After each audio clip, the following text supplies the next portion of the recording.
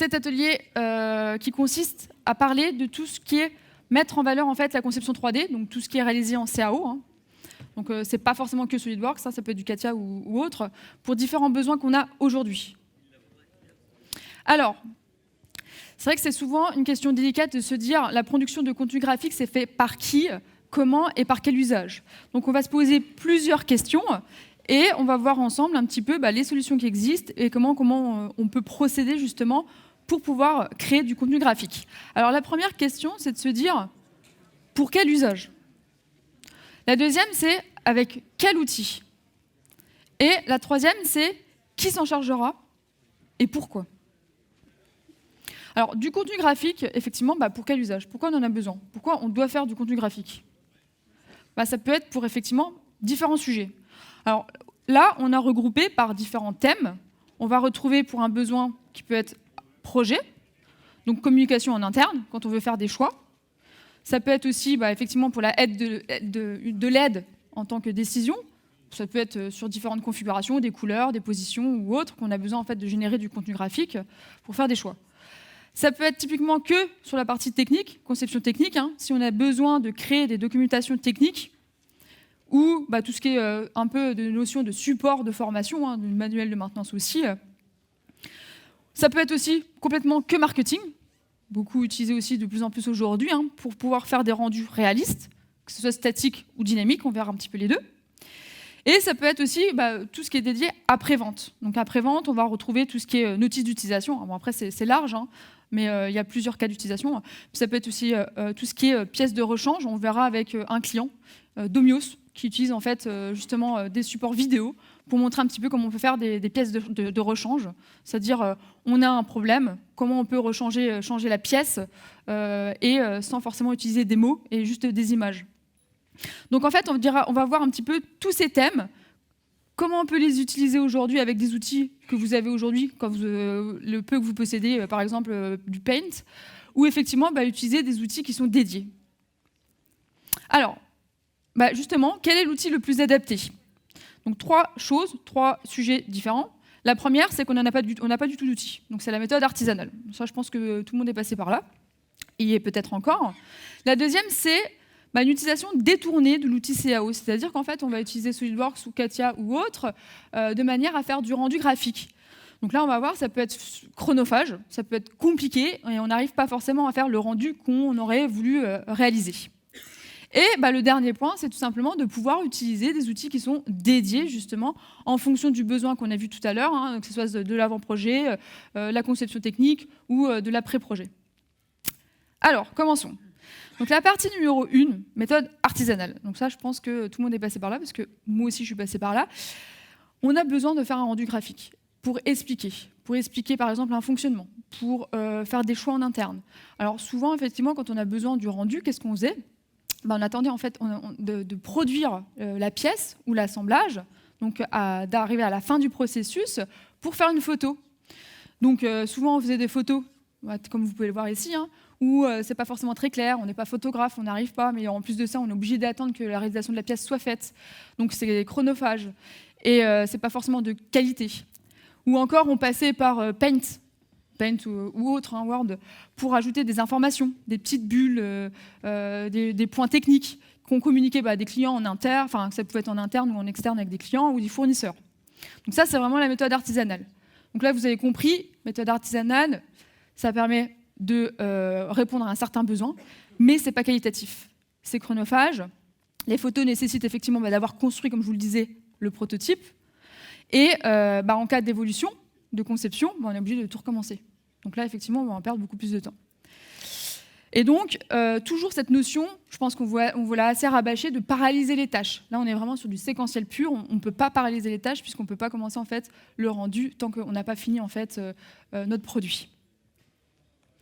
Deuxième point, c'est d'utiliser justement l'outil CAO pour faire du rendu graphique. Donc là, en l'occurrence, on peut prendre n'importe quel exemple. Hein. On a un projet, on souhaite pouvoir faire des rendus graphiques pour montrer comment ça fonctionne, pour montrer par exemple les modifications qu'on souhaite faire ou les couleurs qui vont changer au fur et à mesure pour proposer des gammes différentes, et ben on va utiliser par exemple SolidWorks, je prends l'exemple de SolidWorks, hein, ça peut être Katia, et puis faire des captures. Donc on essaie de trouver l'angle dans SolidWorks, l'orientation, on va jouer sur les couleurs, sur les textures, sur des lumières pour essayer d'avoir un côté rendu. Ben, rien que le fait de faire ça, on a perdu au minimum une demi-heure. Après, il va falloir faire le capture, ajouter les informations si nécessaire, en fonction de ce qu'on souhaite apporter comme info. Pareil pour les mises en plan. Donc là, vous avez compris, ce n'est pas forcément accessible à des personnes justement qui ne connaissent pas SolidWorks, puisqu'ils ne vont pas l'utiliser. Principalement, ça va être le bureau d'études, puisque c'est eux qui connaissent effectivement comment fonctionne SolidWorks, donc comment on peut articuler l'ensemble pour avoir la bonne perspective, la bonne vue. Et donc ça utilise une licence qui n'est pas forcément dédiée pour du rendu. Donc, pendant que vous utilisez en fait les licences, du coup, personne d'autre peut faire le rendu en même temps, et personne d'autre peut faire aussi la conception en même temps. Donc, en fait, on va perdre du temps x2. Et donc aussi, c'est limité, parce qu'effectivement, c'est pas dédié, et donc pas qualitatif. Et le troisième point, c'est de pouvoir utiliser justement des outils qui sont dédiés en fonction vraiment du besoin. Donc là, en fait, on va retrouver plusieurs outils, et ça va nous permettre de quoi ? Déjà d'être plus rapide, puisqu'en fait, c'est des outils qui sont dédiés, donc on va avoir un gain de temps. Et puis, meilleure qualité, puisqu'en fait, que ce soit des images de synthèse ou on va voir tout ce qui est rendu statique ou dynamique avec différents outils, vous allez voir qu'on va avoir des qualités vraiment poussées en fonction des rendus. Et à moindre coût. Alors pourquoi à moindre coût ? Parce que souvent on se dit, tiens, oui, mais il faut acheter la licence. Ok, on va acheter la licence. Mais pendant qu'on va utiliser un outil dédié, du coup, on n'occupe pas de licence SolidWorks. On met un service potentiellement qui va faire que justement ce type de rendu graphique. Donc en fait, il n'y a plus besoin forcément de solliciter le bureau d'études. Et en plus de ça, on va être du qualitatif. Donc tout le temps qu'on va gagner aussi là-dessus, ça nous permet aussi de gagner de l'argent. Donc tout est associé. Un point important, pour tous ceux qui utilisent en fait des outils qui ne sont pas dédiés, il faut se poser la question, c'est pourquoi en fait les contenus graphiques issus des CAO 3D sont réalisés par le BE. Donc c'est ça la question, c'est qu'aujourd'hui, on monopolise souvent le BE en fait, pour faire des rendus graphiques, alors qu'il y a des fois des services dédiés ou d'autres personnes qui peuvent le faire à leur place, en utilisant justement des outils spécifiques. Ça permet de rendre autonome d'autres services. On va parler marketing documentaire, mais ça peut être aussi des autres services. Et donc d'optimiser le temps nécessaire pour tout ce qui est création justement des contenus graphiques. Et revenir justement sur cette notion de paralyser les tâches, puisqu'en fait, là, on ne va plus être du tout sur du séquentiel, on va pouvoir commencer des rendus tout en avançant en fait, dans la conception, et de pouvoir mettre à jour, puisque ça va être associatif. Alors, parlons des outils maintenant. Donc, la sélection de solutions dédiées. On va parler de deux parties, une partie desktop, donc locale, et une partie cloud avec la 3D Experience. Donc dans la continuité de ce qu'on a vu ce matin, on va voir en fait les outils qui peuvent être utilisés justement avec la plateforme 3D Experience. Alors, on va se canter sur deux sujets. On va parler de conception et après-vente, puisqu'en fait, on va utiliser les mêmes outils. On va parler en fait de l'outil Composer pour la partie desktop. Donc peut-être que certains d'entre vous connaissent, SolidWorks Composer.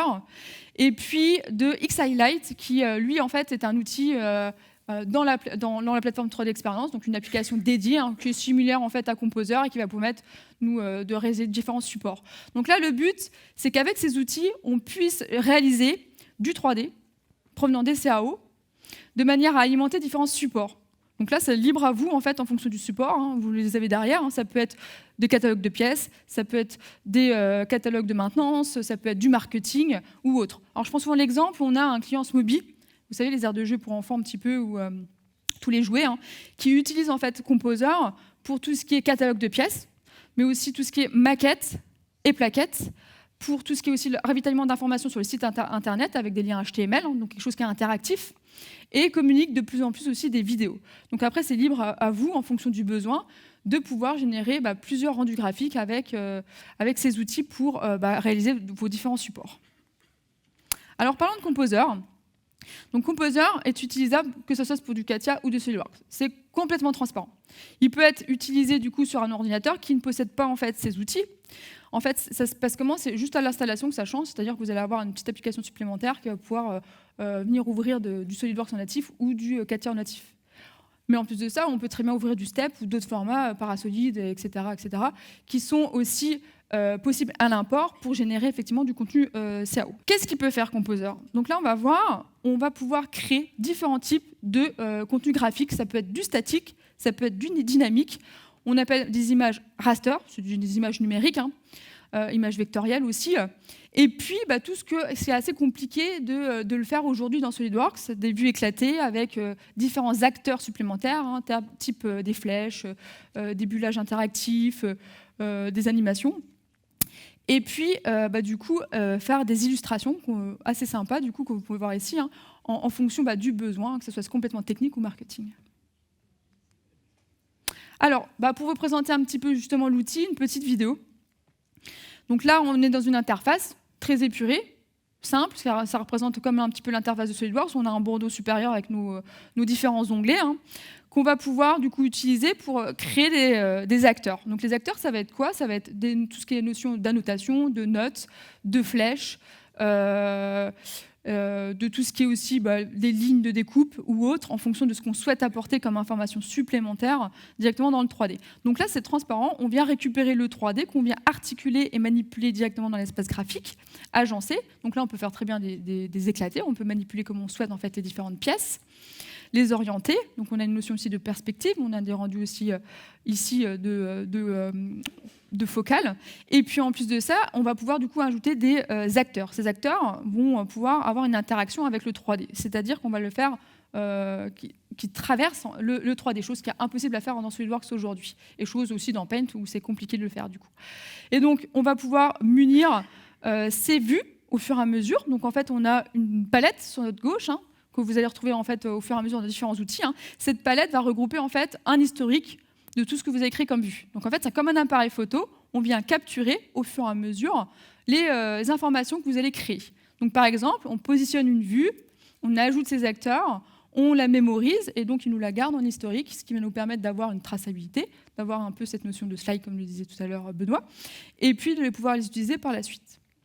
Alors, une fois qu'on a justement créé ces différentes vues, on peut très bien se dire, tiens, moi j'ai besoin que d'une ou deux vues, je souhaite exporter en haute définition justement ces vues pour les communiquer en interne. Ça, vous allez pouvoir vous dire, tiens, j'exporte en fait en haute définition dans un certain format justement ces vues. Ou alors, de se dire, je vais en créer plusieurs pour la suite, pour pouvoir en fait avoir des contenus interactifs, soit en lien HTML ou dans le but de faire une vidéo. Donc là, ce qu'on va faire, c'est qu'on va créer plusieurs vues qu'on va garder, mémoriser. Donc on peut très bien aussi ajouter des vues un peu plus techniques, je dirais, c'est-à-dire qu'on va avoir un bullage et aussi cette notion de nomenclature avec un côté interactif, puisqu'en fait, quand vous allez sectionner une pièce dans la nomenclature, ça va se mettre aussi en surbrillance dans l'espace graphique au niveau du 3D avec le bullage. Tout ça, ce sont des rendus que vous allez pouvoir garder en mémoire avec cette notion de capture d'image qui va vous permettre aussi d'avoir par la suite des images interactives et de créer aussi donc, des liens HTML. Alors, donc là, on va voir un petit peu aussi le côté dynamique. Donc là, en fait, vous avez vu, chaque fois qu'on fait une transition d'une vue à une autre, on a une transition souple et dynamique entre chaque position. Donc lui, en fait, il va vraiment prendre cette partie 3D et animer en fait chaque position. Et donc, ce qu'on va faire, c'est qu'on va retrouver cette technique un petit peu pour tout ce qui est animation. Donc en fait, on retrouve une timeline en bas. Donc en fait, cette notion de clé qui va nous permettre en fait d'avoir différentes positions ou différentes images qu'on va venir en fait séquencer. Donc on a créé au fur et à mesure avec notre barre temps. Donc en fait on a un temps, par exemple 10 secondes. On va créer différentes clés justement dans l'avancement de ces 10 secondes. Et au fur et à mesure, lui va faire une transition souple qui va nous créer cette animation directement dans Composer. Donc là, vous avez vu, quand on bouge la barre temps, on va venir du coup animer. Et donc là, on peut ajouter aussi au fur et à mesure des acteurs. À tout moment, on peut revenir en arrière, ajouter des informations, des images qu'on a créées. Et lui, voilà, une fois qu'on lance l'animation, vous avez vu, il va pouvoir animer cet ensemble et vous allez pouvoir par la suite du coup exporter cette vidéo sous différents formats. Alors, pour illustrer un petit peu sous un cas client. Donc là, on a une vidéo d'un cas client qui avait besoin de pouvoir simuler le fonctionnement de leur machine pour la présenter au niveau d'un salon. Donc là, en fait, en une semaine, ils ont utilisé Composer, qui a permis en fait de manipuler les différents produits qu'eux ils ont pour montrer à leurs clients comment ça fonctionne, en ajoutant en fait des informations techniques aussi au fur et à mesure, et donc après par la suite diffuser cette vidéo au sein de leur stand pour montrer effectivement à l'ensemble des personnes comment ça fonctionne. Donc là aussi un autre cas client qui a utilisé aussi Composer. Alors ça c'est vraiment été du jour au lendemain, ils ont créé en fait un rendu de manière à aussi montrer, illustrer comment fonctionne leur machine dans le but aussi pour un salon. Et là, c'est ce que je vous disais tout à l'heure. Ça, c'est un client Domios qui utilise aussi Composer, donc différentes manières. Au début, c'était pour la compréhension et le fonctionnement de leurs produits. Et maintenant, de plus en plus, ils utilisent en fait des vidéos pour montrer comment on change une pièce. Donc en fait, par exemple, il y a un client qui les appelle en disant écoutez, voilà, j'ai une pièce qui est cassée, est-ce que vous pouvez m'envoyer une pièce de rechange et me dire comment on la repositionne. Et donc la vidéo va montrer en fait comment on change la pièce, qui va permettre d'avoir en fait le bon positionnement sans forcément se blesser ou mettre la pièce dans le sens inverse pour avoir une meilleure compréhension sous forme de vidéo. Donc là on a 0 texte, tout se fait par le match d'images et donc de vidéos pour montrer rapidement à leurs clients comment ça fonctionne. Voilà pour la partie Composer. Là on va attaquer la partie X-Highlight, donc du même principe que Composer mais dans un environnement cloud. Comment on peut faire du contenu graphique. Comment ça se passe? Donc X-Highlight, même principe, on va voir. On va pouvoir générer du rendu à partir du 3D. Donc là, on va partir du 3D qui est sur le cloud. Donc là, le but, c'est de pouvoir utiliser des périphériques différents. Donc ça veut dire que vous pouvez très bien utiliser une tablette. On peut très bien utiliser justement une station qui n'a pas forcément une configuration graphique conséquente, avec des cartes graphiques conséquentes. Et donc, de pouvoir faire des rendus rapidement. Alors comment ça se passe? Donc c'est comme ce qu'on vous a montré ce matin. On vient se connecter avec nos identifiants. Et puis une fois qu'on est connecté, on va pouvoir utiliser des applications. Donc là, en l'occurrence, on va utiliser X-Highlight, qui nous permettre de récupérer le 3D qui a été fait par le bureau d'études, par exemple, dans lequel on va pouvoir générer différentes captures d'images et créer notre contenu. Donc ça s'agence du même principe que Composer, c'est-à-dire qu'on va retrouver nos outils, et puis sur la gauche, on va pouvoir avoir les différentes captures, les différentes historiques de nos rendus, qu'on va pouvoir mémoriser et après agencer. Donc là, on va pouvoir jouer sur, par exemple, des vues éclatées. On va pouvoir jouer sur une notion de profondeur, sur des textures, des informations supplémentaires, techniques ou non, et puis d'ajouter au fur et à mesure différents acteurs. Une fois qu'on a créé les différentes vues, on va pouvoir les lire, on le verra par la suite, de manière à créer aussi quelque chose d'interactif en fonction de votre besoin. Et exporter. Donc voilà un petit peu pour la partie Composer et X-Highlight, sur ce qu'on vient de voir sur la partie conception et après-vente, donc des besoins spécifiques plutôt techniques. Maintenant, on va voir des outils qui vont être dédiés plus pour ce côté un peu marketing, donc image de synthèse, quelque chose, je dirais, de plus sexy en fait sur les rendus. Vous allez voir qu'il y a des outils dédiés qui sont vraiment sympas. Je pense que ça vous parle, SolidWorks Visualize. Donc, pour ceux qui ne savent pas, effectivement, donc SolidWorks Visualize, vous avez l'accès sous mon contrat de maintenance à partir de la licence SolidWorks professionnelle et aussi premium. La partie Visualize standard. Là, on va parler du coup de Visualize standard. Il y a aussi la version pro qui va vous permettre de réaliser de différentes sortes de rendus graphiques de haute définition. Et puis, on va parler aussi d'une solution aussi cloud, XStudio, du même principe que Visualize, mais dans le cloud, sur les plateformes 3D d'expérience, pour répondre aussi à ce besoin. Alors, on va parler de Visualize. Donc, c'est un logiciel autonome, encore une fois. Ça va permettre de pouvoir l'installer sur une station qui n'a pas forcément SolidWorks, mais qui sera associatif avec SolidWorks. Ce qui veut dire que si vous faites des modifications de SolidWorks, vous allez pouvoir mettre à jour aussi dans Visualize. En plus de ça, il va utiliser différentes sources 3D. Donc on peut très bien avoir des fichiers STEP, on peut très bien avoir des fichiers Creo, on peut très bien avoir des fichiers Inventor, on peut très bien avoir des fichiers Katia et les exploiter du coup dans Visualize. Il utilise le moteur NVIDIA Aero. Donc ça, c'est gage de qualité. Et vous allez voir qu'en fait, ce moteur NVIDIA Aero va permettre de pouvoir faire des rendus vraiment sympas, puisque là, on exploite des matériaux avancés, type verre ou matériaux précieux. Et là, en un rien de temps, en fait, on a déjà des rendus qui sont vraiment sympas.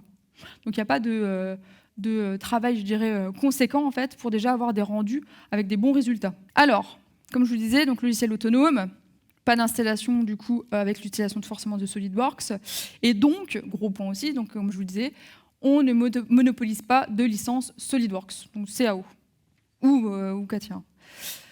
Le Le service marketing devient autonome ou documentaire. Hein. Et donc là, on va voir que le but, c'est qu'on puisse alimenter, en fonction du besoin, différentes informations.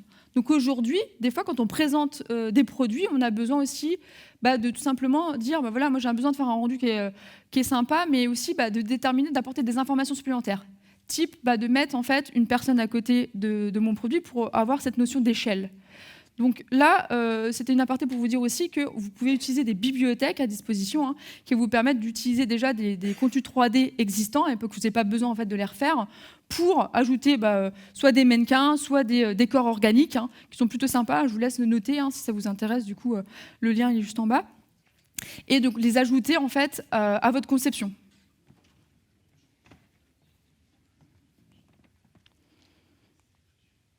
Alors, je voulais vous parler aussi sur tout ce qui est notion de lumière, puisqu'en fait, la différence, pour tous ceux qui connaissent PhotoView et qui ont utilisé PhotoView, PhotoView, il lançait des rayons. Il ne simulait pas la lumière. Là, Visualize, le gros avantage de ce produit, c'est qu'en fait, il crée réellement cette lumière. Donc, en fait, il va positionner cette lumière en fait, dans son environnement. On va avoir cette notion un peu de nuage. Et plus le temps de passe en fait, va s'accentuer, plus en fait, on aura une image de qualité. C'est un petit peu justement le nombre de passes que vous avez en fait en bas à gauche qui va permettre en fait de réagir un petit peu comme un appareil photo. C'est-à-dire que au fur et à mesure, plus on va se poser sur l'appareil photo, plus on aura une image nette avec le rendu justement de la lumière. Donc là, c'est le même principe. Et un avantage aussi, c'est qu'en fait, on utilise la ressource hybride, principalement de la carte graphique. Et comme vous voulez le savoir, tout ce qui est notion de carte graphique, ça évolue chaque année. On a des gains de jusqu'à 30% avec les nouvelles cartes graphiques. Et donc là, on va pouvoir exploiter vraiment ces cartes graphiques et donc d'avoir des rendus performants. Et un autre point aussi, c'est pouvoir un affichage qu'on appelle What You See is what you get. Donc ça veut dire qu'en fait, dès l'instant que vous allez pouvoir utiliser Visualize et vous êtes par exemple en réunion, vous pouvez à l'instant T faire des modifications et avoir les rendus. C'est-à-dire qu'admettons, si je prends l'exemple du casque, vous dites tiens, vous êtes en réunion, on vous dit ouais, mais la couleur rouge, c'est pas forcément ce que je souhaite, j'aimerais bien plutôt du bleu, ou alors la rugosité ne correspond pas, j'aimerais bien avoir un rendu plus lisse. Et ben du coup, pas de souci, hein. Vous prenez votre matériau, vous le positionnez et directement à l'instant T, vous allez pouvoir avoir un rendu différent. Donc en gros, il n'y a pas besoin d'attendre d'avoir des temps de calcul de 10 minutes, 15 minutes ou 20 minutes, il le fait en temps réel. Alors, donc là, on a parlé de Visualize de manière générale. Il y a une version pro qui existe, et c'est quoi la différence entre la version pro et la version standard? C'est qu'on va pouvoir utiliser ce qu'on appelle un fil de rendu. Donc, admettons, vous faites que ça, que des rendus. Et au lieu en fait, de pouvoir générer les rendus au fur et à mesure que vous les créez, vous pouvez très bien les mettre en file d'attente et de dire tiens, je calcule tout à midi ou je calcule tout à 18h, et lui, en fait, hop, il me fait mes vidéos, mes rendus, ça va être du temps machine, et comme ça, moi, après, je les récupère demain ou plus tard. On va aussi avoir, avec une licence professionnelle, une licence Visualize Boost. C'est en fait du rendu réseau. C'est-à-dire qu'en fait, vous allez pouvoir installer une licence Boost sur un autre PC et dire je vais déporter mon calcul, ça va me permettre d'utiliser en fait deux PC. Donc après ça, on peut aussi acheter plusieurs licences Boost et les greffer sur l'ensemble du parc machine qu'on peut avoir en interne. Et là, la grosse différence aussi, c'est qu'on va pouvoir créer tout ce qui est animation. Et là, le gros avantage aussi, quand on est associé avec SolidWorks, c'est, admettons, vous utilisez le pilote de contraintes. Ça, je le fais souvent, j'aime bien. Le pilote de contraintes dans SolidWorks, vous allez créer différentes clés d'animation. Et en fait, ces clés d'animation, on va pouvoir les récupérer en fait, dans Visualize Pro. Et donc là, il y a juste à faire en fait, un changement d'environnement, un peu de lumière. Et puis là, c'est vraiment l'œil en fait, du photographe qui amènera en fait, la différence par la suite. Et aussi, alors tout ce qui est notion d'export, tout ce qui est, vous savez, la table tournante à 360, tout ce qui est aussi cette notion de Street View, des fois qui est appelée sous le nom de VR, mais c'est plus de la Street View. Et puis cette notion aussi de configuration. Alors les configurations, ça va être, je vais pouvoir mémoriser différents rendus de couleurs, différents matériaux sur ma pièce. Dans la standard, en fait, au fur et à mesure, il faut changer le matériau et puis faire le rendu par la suite. Et du post-traitement de la caméra, donc ça aussi on verra par la suite. Donc pas mal de choses. Alors il y a aussi d'autres choses qui ont été ajoutées au fur et à mesure des années dans la version Pro, puisqu'il y a un simulateur de conduite, donc pour les amateurs, un simulateur de conduite que vous pouvez utiliser, ou simulation, un peu ce qu'ils appellent tremblement de terre en temps réel, c'est-à-dire qu'en fait on va prendre en compte la masse. Je prends l'exemple de la pile d'assiettes. Vous avez une pile d'assiettes, je ne sais pas chez vous, mais en tout cas chez moi elle n'est jamais droite. Puisqu'effectivement, elle est un peu... voilà. Et donc, en gros, c'est effectivement cette notion de masse qui interagit. Et donc là, en fait, on va Visualize professionnel, on va pouvoir justement avoir cette simulation en temps réel. Alors, petite vidéo pour vous illustrer du coup le produit. Tac, tac, tac. Donc là, on va prendre un exemple, une conception qui a été faite dans SolidWorks et on va la récupérer dans SolidWorks Visualize. Alors, à savoir aussi, il y a aussi un avantage aussi de pouvoir l'associer avec SolidWorks, c'est que si vous avez positionné des matériaux dans SolidWorks, ainsi que des lumières, on récupère votre travail. Ça, c'est une chose après que vous pouvez activer ou non au niveau de la lumière, par exemple. Donc là, on va récupérer notre assemblage dans Visualize. Et puis, si vous voulez modifier les matières, vous allez pouvoir le faire. Donc, par glisser-déposer, vous avez une bibliothèque en fait, qui est disponible sur votre droite. Une bibliothèque a une partie locale, mais vous avez aussi une partie cloud. Et vous pouvez aussi la personnaliser, c'est-à-dire qu'en fait, vous avez facile à faire un CTRL-C, CTRL-V en fait, de vos matériaux. Vous avez pas mal de paramètres à disposition en fonction du matériau, que ce soit verre, métal ou plastique, par exemple. Vous allez pouvoir jouer sur la rugosité, les reflets, la texture, enfin pas mal de choses, du coup, qui est personnalisable et du coup enrichir votre propre bibliothèque en fonction de vos besoins. Ensuite, on va passer sur d'autres onglets où là, on va jouer sur tout ce qui est focal, un petit peu comme l'appareil photo, c'est-à-dire une notion de profondeur. On va flouter l'environnement qu'on ne souhaite pas en fait se focaliser et justement mettre justement ce côté net sur la partie justement où on souhaite se focaliser. Et puis cette notion d'environnement. L'environnement, ça va être quoi? C'est de se dire mais votre produit, il est positionné où? Il est à l'intérieur d'un bâtiment ou il est à l'extérieur? Entre les deux, en fait, on va avoir une lumière, un environnement qui est complètement différent. Donc, un impact sur le rendu que vous allez créer en fait, sur votre pièce. Et alors, vous pouvez très bien aussi mettre des images de fond. On le verra aussi tout à l'heure. Benoît va vous présenter les nouveautés sur Visualize. Il y a des belles nouveautés aussi. Et donc, on va pouvoir ajouter en fait, une perspective bien spécifique par rapport à une image de fond.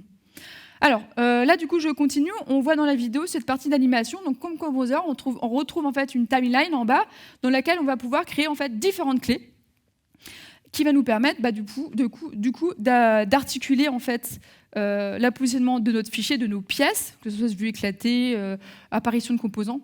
Donc on peut en fait cacher des composants et les faire apparaître par la suite, même des vues en coupe, et donc de pouvoir créer en fait au fur et à mesure l'animation. Alors comment ça se passe? En fait, votre barre temps, quand elle est au tout début, vous allez créer des clés. Ces clés vont mémoriser en fait les positions.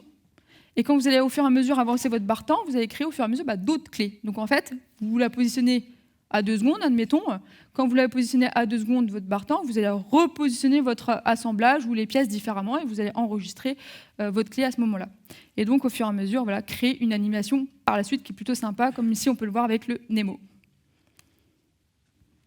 Alors, sachez aussi que du même principe que SolidWorks Connected, on a aussi Visualize Connected qui permet d'être connecté à la plateforme. Donc, ça permet tout simplement de synchroniser les rendus dans le cloud. Et pour terminer aussi, donc XStudio, qui est la version cloud, pour la version comme Visualize, pour des rendus, des images de synthèse et des rendus réalistes. Donc là, en fait, c'est exactement le même principe, sauf que c'est un rôle effectivement qui est dédié. On peut retrouver un rôle qui regroupe X-Highlight et XStudio pour information. Et donc ici, on va pouvoir générer des rendus qualitatifs qu'on va pouvoir directement communiquer sur la plateforme. Alors, il y a aussi une chose que peut-être, je ne sais plus si on l'a mentionné trop ce matin, d'utiliser la communauté. Donc en fait, vous allez pouvoir par exemple faire des rendus réalistes avec XStudio et après utiliser la communauté de la plateforme 3D Experience pour publier les rendus que vous allez réaliser et donc les publier soit à un client, soit en interne qui participe avec vous à la plateforme 3D Experience sur les projets que vous allez pouvoir créer. Donc là, le même principe, on va jouer sur tout ce qui est matériaux, couleurs. On retrouve plus ou moins les mêmes paramètres. On peut mettre comme ici une image de fond pour recréer un environnement réel du produit et le mettre en circonstance. Et puis exporter sous différents formats, que ce soit du statique ou des images interactives, les rendus du XStudio. Alors, je suis désolée, je passe parce que sinon après, je pense que je vais vous retarder. Donc voilà, un petit peu pour présenter justement ces deux outils, donc Visualize et XStudio, Cloud et Desktop, et donc la partie Composer, X-Highlight, et donc répondre à différents besoins pour créer du support en fonction de vos contenus graphiques CAO que vous avez créés.